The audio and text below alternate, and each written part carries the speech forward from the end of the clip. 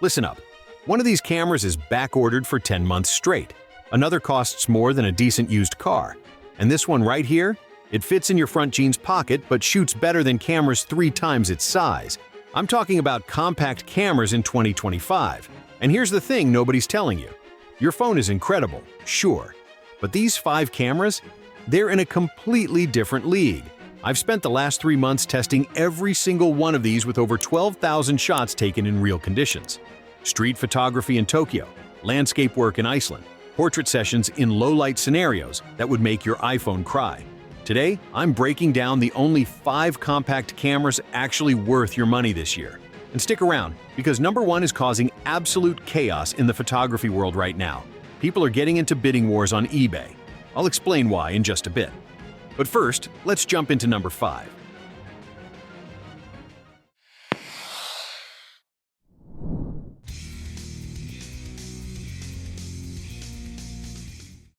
Starting at number 5, we have the Leica Q3. And let me be honest with you right out of the gate. This camera costs around $6,000. Yes, you heard that right. $6 grand for a compact camera with a fixed lens. Sounds absolutely insane, doesn't it? But here's what you're actually getting for that money.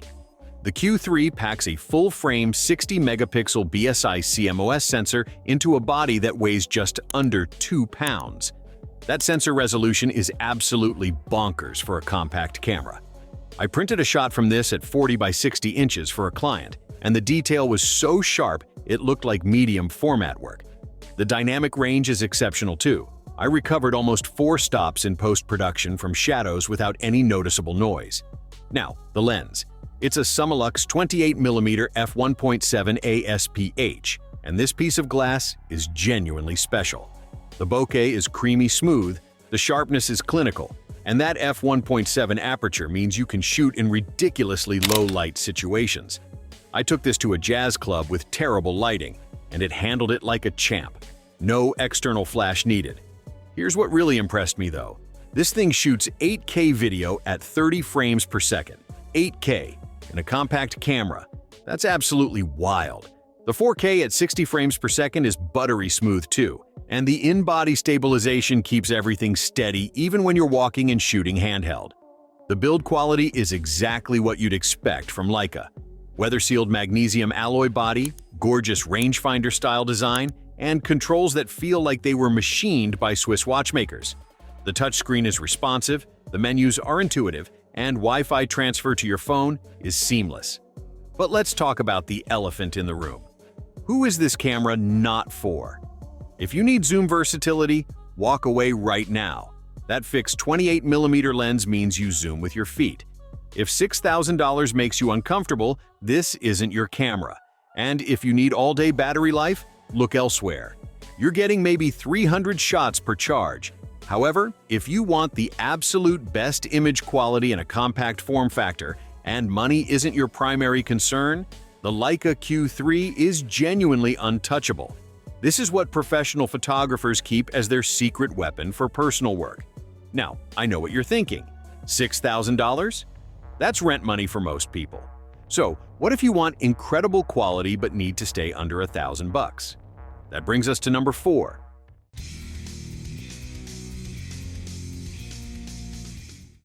At number 4, we have the Panasonic Lumix ZS99, and this camera is the complete opposite approach from the Leica. It costs around $450, and it's all about versatility over ultimate image quality. Think of it as the Swiss Army knife of compact cameras.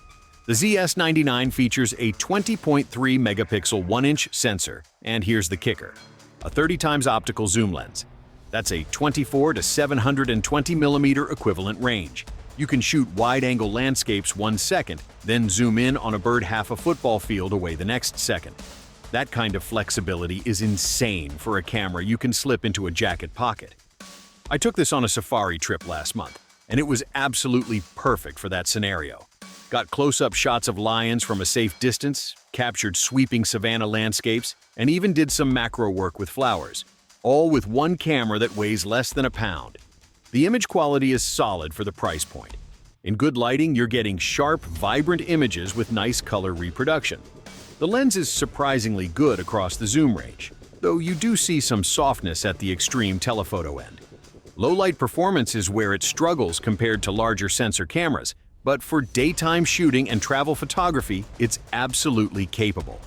Video capabilities include 4K recording at 30 frames per second, and there's a handy tilting LCD touchscreen that makes it easy to grab unique angles.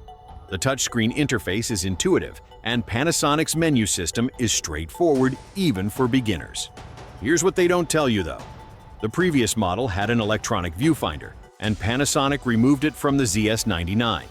If you shoot in bright sunlight a lot, composing on just the rear screen can be challenging. Also, the autofocus isn't the fastest in the world. For stationary subjects, it's fine, but trying to track a running kid or a flying bird, it's going to hunt quite a bit. Who should buy this? Travel photographers who want one camera that does everything reasonably well. Parents who want a better zoom than their phone. Anyone on a tight budget who still wants 4K video capability. Skip this if you need professional-level image quality, fast autofocus for action shots, or low-light performance. At this price point, though, the versatility is genuinely hard to beat.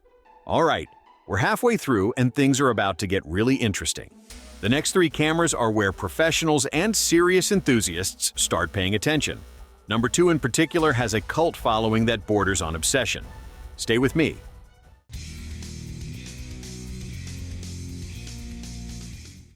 Coming in at number 3 is the Sony RX100 VII, and this camera has been the gold standard for premium compact cameras for years now. It costs around $1,200, which positions it right between the budget-friendly Panasonic and the luxury Leica. The RX100 VII features a 1-inch 20.1-megapixel stacked Exmor RS BSI CMOS sensor paired with Sony's Bion-Z X image processor. That's a lot of technical jargon, but here's what it means in practice. This camera is fast, really fast. We're talking 20 frames per second continuous shooting with full autofocus tracking. The buffer can handle over 90 raw images before it even slows down. The autofocus system is genuinely incredible. 357 phase detection points and 425 contrast detection points cover almost the entire frame. Real-time IAF works for both humans and animals, and I've had it lock onto a subject's eye and refuse to let go even in challenging lighting. For portraits and street photography, this autofocus system is an absolute game-changer. The lens is a Zeiss Vario Sonar, 24 to 200 mm equivalent zoom with an f2.8 to f4.5 aperture. That's an incredibly versatile range in such a tiny package. You've got enough wide-angle for environmental shots and enough telephoto for compressed portraits or distant subjects. The lens quality is excellent throughout the zoom range, with minimal distortion and chromatic aberration. Here's where it gets interesting for video people. This shoots 4K video with full pixel readout and no pixel binning. That's technical speak for saying the video quality is exceptional with minimal aliasing. You can also shoot it up to 1,000 frames per second for super slow motion work. I've used this for corporate video projects, and clients can't believe it came from such a small camera. The built-in pop-up electronic viewfinder is tiny but functional. The tilting touchscreen LCD is bright and responsive, and the build quality feels premium with weather-resistant construction. It even has a microphone input jack, which is rare for compact cameras. Now, the reality check. The battery life is mediocre at best. You're looking at maybe 240 shots per charge. In 4K video mode, this camera will overheat after about 15 to 20 minutes of continuous recording. That's a real limitation for video-focused shooters. And at $1,200, you're competing with entry-level mirrorless cameras that offer interchangeable lenses. Buy this if you want professional autofocus performance in a truly pocketable form factor. If you shoot a mix of stills and video. If you need a backup camera that can actually substitute for your main rig in a pinch. Skip this if battery life is a priority, if you need long continuous video recording, or if you'd rather put that $1,200 toward a mirrorless system with lens options. So, between the Panasonic ZS99 and the Sony RX100 VII, which should you choose? Simple. Get the Panasonic if zoom range matters most, and you're on a budget. Get the Sony if autofocus performance and professional features are worth the extra $800 to you.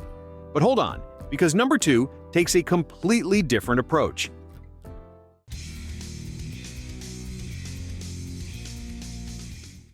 At number 2, we have the Ricoh GR3, and this camera has a cult following that's honestly a bit intense. Street photographers treat this thing like it's a religious artifact. It costs around $900, and on paper, it makes absolutely no sense. Let me explain. The GR3 features an APS-C size 24.2 megapixel sensor. That's the same sensor size you'd find in much larger mirrorless cameras. Getting that into a body that's barely thicker than a smartphone is genuinely impressive engineering. The image quality is phenomenal, colors are accurate, detail is exceptional, and the dynamic range rivals cameras twice its size. The lens is an 18.3mm f/2.8, which gives you a 28mm equivalent field of view in full-frame terms. And here's the thing. This lens is fixed, no zoom whatsoever. For most people, that's a deal breaker.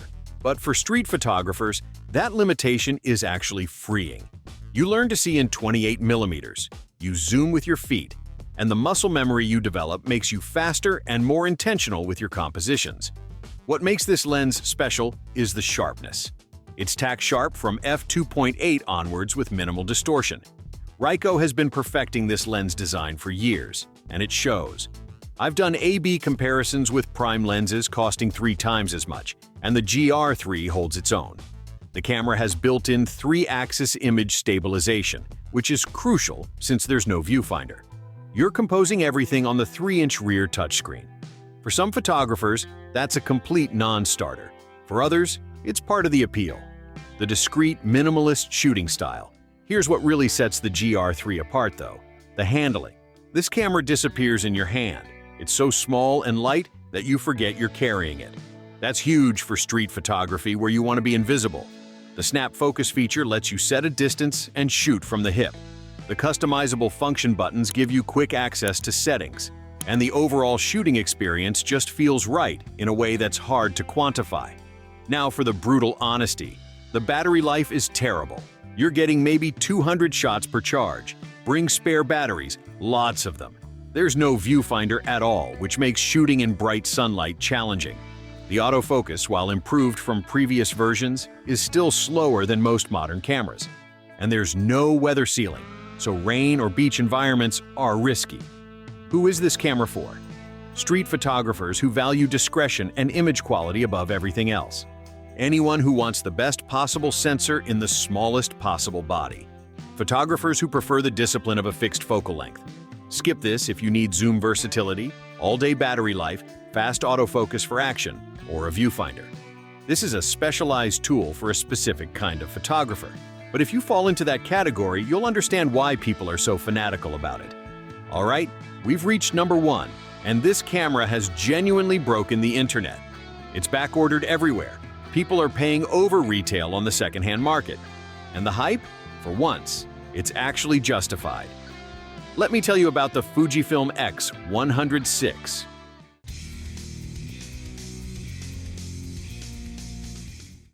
The Fujifilm X100VI is the 6th generation of Fujifilm's legendary X100 series, and this iteration has achieved something remarkable. It's become a cultural phenomenon. You see this camera in the hands of celebrities, professional photographers, and photography students alike. It retails for around $1,600, but good luck finding one at that price. The wait lists at authorized dealers are months long. So, what's the big deal? Let's start with the sensor. It's a 40.2 megapixel APS-C X-Trans CMOS 5 HR sensor. That resolution is exceptional for an APS-C camera, giving you tons of detail and flexibility for cropping and post.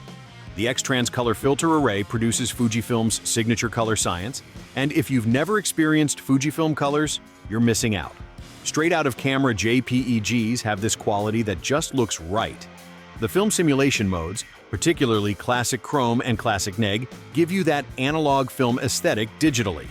The lens is a 23mm f2', which translates to 35mm in full-frame equivalent terms. 35mm is considered the perfect focal length by many photographers. It's close to the natural human perspective, wide enough for environmental context, tight enough for intimate moments. And this particular lens is optically excellent with beautiful bokeh character. Here's the feature that defines this camera, the hybrid viewfinder. You can switch between an optical viewfinder with electronic overlay or a fully electronic viewfinder.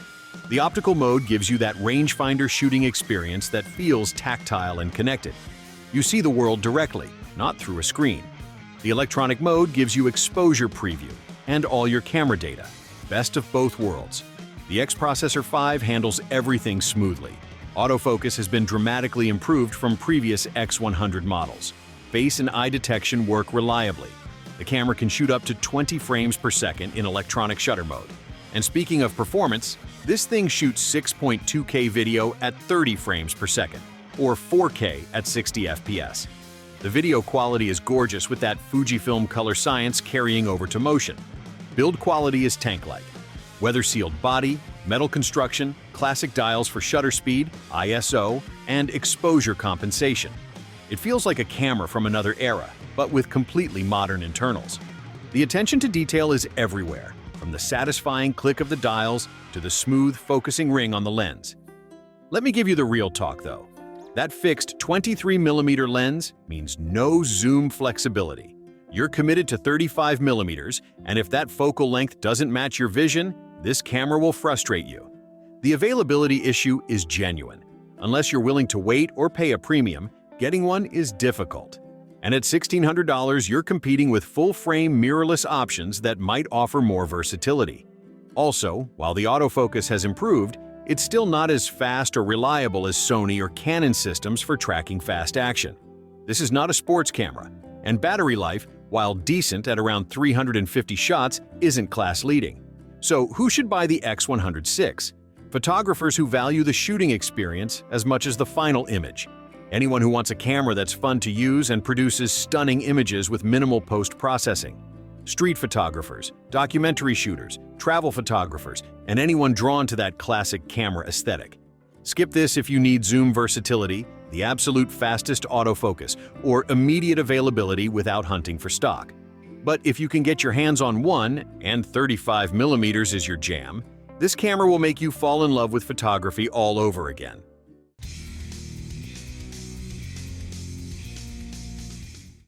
Alright, let's wrap this up with my honest recommendations. If money is no object and you want the absolute best image quality, get the Leica Q3. If you need maximum zoom versatility on a budget, the Panasonic ZS99 delivers incredible value. If autofocus performance and professional features in a compact body are your priority, the Sony RX100 VII is your answer. If you're a street photographer who values discretion and that APS-C sensor, the Ricoh GR3 is calling your name. And if you want the complete package of image quality, shooting experience, and that special something that makes you excited to pick up the camera, fight for a Fujifilm X100VI. Now, I want to hear from you. Which camera matches your photography style? Drop a comment below and tell me what you're shooting with. If this video helped you make a decision, smash that like button. It genuinely helps the channel reach more photographers. Subscribe if you want more honest, in-depth camera reviews without the marketing fluff. And if you're ready to buy, check the links in the description. Using those links supports the channel at no extra cost to you. Thanks for watching, and I'll see you in the next one. Now get out there and shoot something incredible.